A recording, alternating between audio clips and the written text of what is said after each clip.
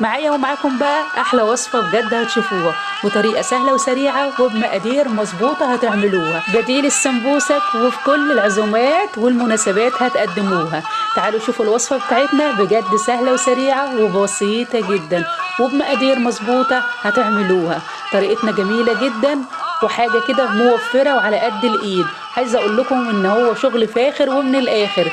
فطار غدا عشاء جوع اخر الليل، لانش بوكس، حاجه كده سناكس موجوده في الفريزر، في ثواني هتطلعيها وهتقدميها. يلا بينا شوفوا الطريقه وشوفوا المقادير، بجد هيفوتك كتير لو ما اتفرجتيش على الوصفه دي. حاجه من اجمل الوصفات بجد واسهلها وبطريقه مظبوطه جدا وبمقادير على قد الايد. يلا بينا كده معايا نشوف الطريقه بتاعتنا ونشوف مقاديرنا وطريقه تحضيرنا. اوعي يفوتك الفيديو، بجد هيفوتك كتير. فيلا كده تابعي معايا الطريقه وشوفي المقادير وتابعي معايا الفيديو لحد الاخر.